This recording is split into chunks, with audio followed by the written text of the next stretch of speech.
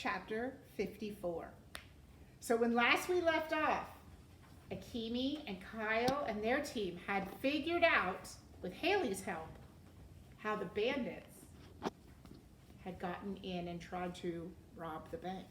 But let's check in with Charles, because other team Kyle, thinks they're going to win, but do you think Charles is just going to give up? No. On the first floor, Charles was at long last video chatting with his uncle, James Willoughby III, the Librarian of Congress, who had finally shown up in his Ask an Expert call. "Sorry for the delay, Charles." "That's okay, Uncle Jimmy," Charles said, straining to smile and not scream. "The time is now 11 a.m. The game will end in 1 hour. Charles had to hustle. "Sir, I know you're a very important, very busy man, so I just have one question for you. If I were a book on true crimes in the state of Ohio, where would you shelve me?"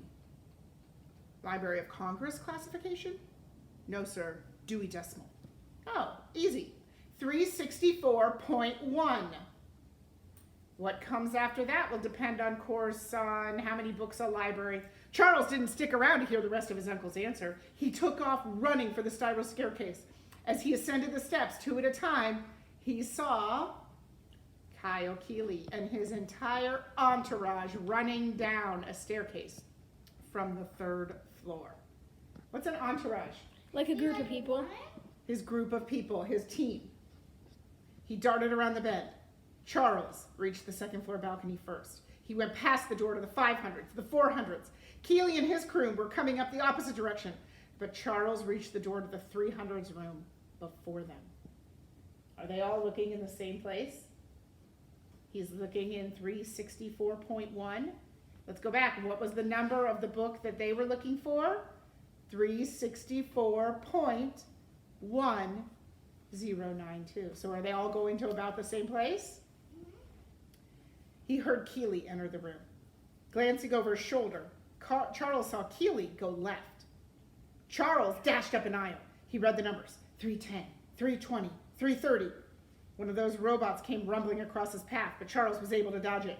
340, 350. Keeley's footsteps were on the passage. In the middle of the 300s room, they entered an open space with a judge's box and witness. Charles was getting closer to the true crime session, but so was Kyle. Charles saw Keeley read something off his palm. Kyle Keeley had the whole call number. It was time to change tactics. Charles hung back, and he let Keeley take the lead. Kyle rushed toward the bookcase, and Charles sprinted after him. "Got it!" Kyle shouted as he reached for a book, but before he could completely pull it out, Charles grabbed a hold of the book too. They both yanked it off the shelf. Kyle had the spine, Charles had the top. They tugged it back and forth. "Careful, Kyle, don't hurt the book," cried Sierra Russell. Charles grinned. Keeley, he was listening to that silly bookish girl and easing up on his grip, giving Charles his chance. He body-checked Keeley, slammed him with his shoulder, sent him flying, the book tumbling. Charles snatched it off the floor. He had the book. He flipped through the table of contents, saw chapter 11 was at the robbery at the Gold Leaf Bank in Alexandriaville. He knew he'd won the game. Charles used his free hand to slap an L on his forehead. "Loser," he sneered at Keeley. A tiger roared, a whistle blew, and Mr. Lemoncello entered the room, accompanied by Clarence, Clement, and what looked like a rare Bengal tiger. "Mr. Chiltington." Charles smiled. He knew Mr. Lemoncello was about to congratulate him for defying the odds and winning the game. Charles had single-handedly defeated Kyle Keeley's entire team. "Yes," he said to Mr. Lemoncello. Did Charles just win? No. Do we want Charles to win? No. I'm pretty sure he got like this. Do you remember Mr. Zinchenko's #1 rule? You bet. No food or drink except in the Book Nook Cafe. No, said Mr. Lemoncello, touching the tip of his nose and making a buzzer noise. Dr. Z, tell him what he should have said. Dr. Z's voice came out of the ceiling speaker. Be gentle with each other, and most especially the library books and exhibits. I know, said Charles. That's why I had to stop Kyle Keeley. He was ready to rip the cover off of this poor book. Heck, sir, everybody knows Kyle Keeley's a maniac. He'll do anything to win a game. Mr. Lemoncello turned to Keeley. Is that true, Kyle? Would you actually destroy property if it was between you and the prize? Well, sir? Keeley was stammering. The fool didn't know how to lie. Charles opened the book to chapter 11, slipped in his library card to bookmark the location. You should ask Keeley about the window he broke. Wait, let's go all the way back to chapter 1. Did Kyle destroy property to win the game? What did he do at the very beginning of the book? Kick the window open and break it. He kicked the window open to beat his brothers, didn't he? So will Kyle destroy property? Well, he did in chapter 1. The window? Yes, sir. The whole school heard about it. Kyle Keeley and his 2 brothers were playing a wild scavenger hunt game, and Mr. Lemoncello pointed to the book. That's clever. You use your library card as a bookmark. Yes, sir, I do, said Charles.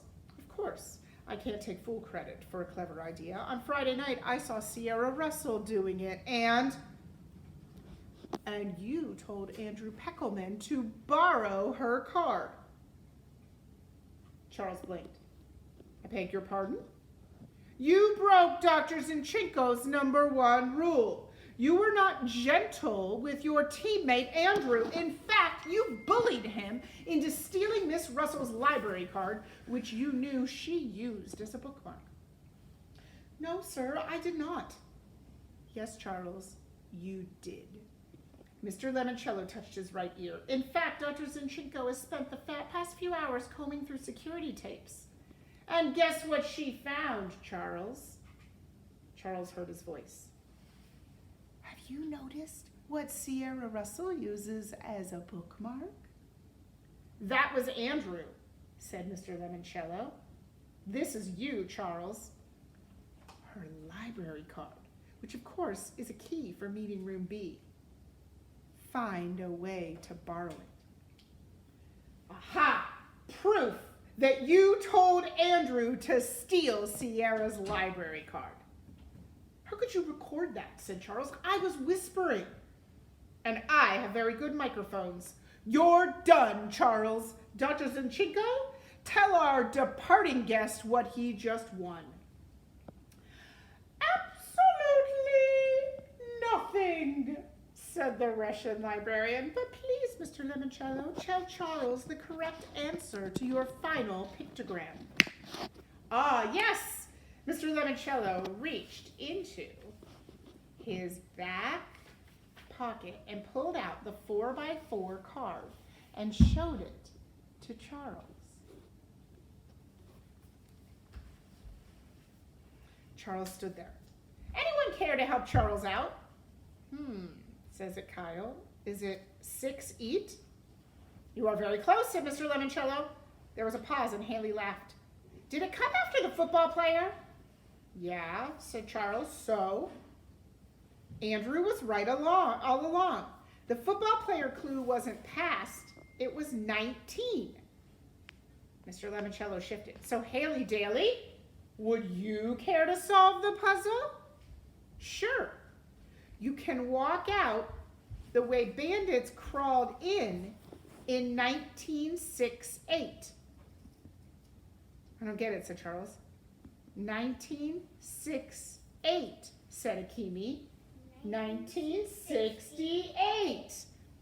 Ah, yes, said Mr. Lemoncello. The year from the mixed-up files of Mrs. Basiley Franklin Weiler. That was the year it won the Newbery Medal for excellence in children's literature. Another clue you missed, Charles. Wow, said Miguel. I thought Chiltingtons never lose. There's a time for everything, Mr. Lemoncello said. Clarence Clement, will you escort Mr. Chiltington from the building. Bye-bye, said Akimi. There goes the game's biggest loser.